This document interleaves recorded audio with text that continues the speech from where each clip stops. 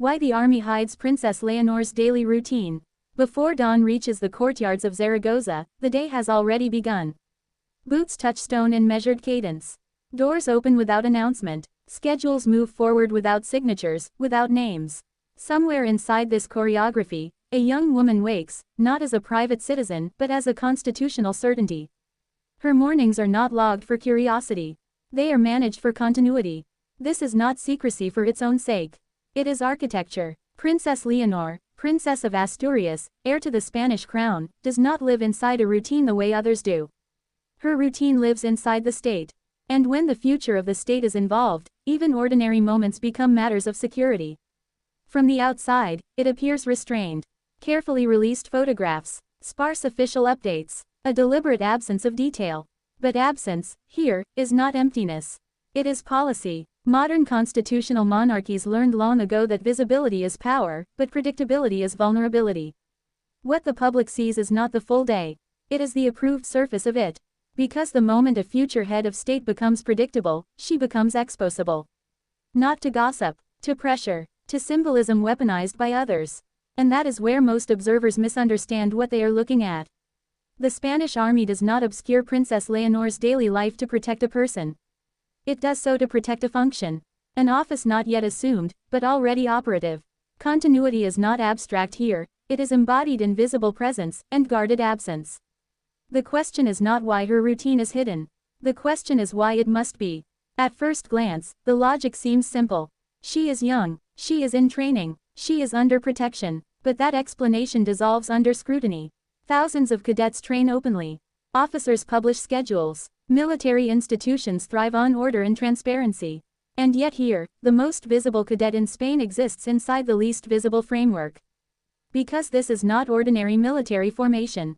This is succession management. By the second minute of the day, decisions have already been made about what will never be seen. Routes adjusted, timings staggered, patterns broken deliberately, not because something has gone wrong, but because nothing must. This is the living thread of continuity. And continuity survives by denying chance its opening. What many assume is concealment is, in fact, rehearsal. Rehearsal for a lifetime where every movement carries meaning beyond intent. Where a walk across a courtyard can be read in foreign capitals as stability or fracture. Where a photograph released too casually can become a data point in someone else's strategy. Here is the first uncomfortable truth. The army does not hide her routine because of danger today. It hides it because of power tomorrow. And that reframes everything, not from threat alone, but from interpretation. By minute 2, the illusion of normalcy collapses. Because nothing about this arrangement is accidental. The Spanish constitutional system places the crown above politics precisely so politics cannot consume it. But that elevation comes with a price. Distance, control, silence where others enjoy noise. Princess Leonor's days are structured to prevent narrative drift. There must never be a competing story about where she was, what she did, who she spoke to, or why it mattered. Because once narrative fragments escape the institution, they do not return intact. In Washington, analysts do not ask what she eats for breakfast. They ask whether Spain appears stable. In London, comparisons are inevitable, how heirs are trained, how visibility is rationed, how continuity is staged. In Berlin, the interest is quieter, but sharper, how a constitutional monarchy disciplines symbolism in an era of volatility. No one needs the details of her routine. They need confidence that it is controlled. And control is communicated as much by what is unseen as by what is displayed. At minute 5, the phrase returns, not as a slogan, but as a warning to those who misread it. Because design implies intent, and intent implies foresight, Spain's recent history is not distant memory. Institutional fragility is not theoretical. The crown exists today because it learned, painfully, that survival requires insulation. From impulse, from overexposure, from personalization. This is why systems, not personalities, dominate every decision around her day. The army does not ask what is comfortable. It asks what is durable. What can withstand repetition? What cannot be exploited? Her routine is shaped like a fortress, not because she is inside it, but because the state is. There is a deeper mystery here. One that is never stated, never denied, and never clarified. The exact extent of coordination between military planners, constitutional advisors, and international security assessments. It is deliberately unspoken, because to name it would be to reveal it. What is known as this Every public appearance is weighed against what it signals abroad. Every absence is weighed against what it prevents. National identity is woven into these rituals, even when the ritual is invisibility. This is why Canada notices. Why Australia tracks tone rather than detail. Why allies read restraint as maturity, not aloofness. By minute 8, the silence itself becomes instructive.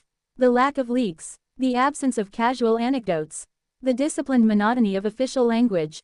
These are not gaps, they are barriers, and barriers only exist where something valuable is being preserved.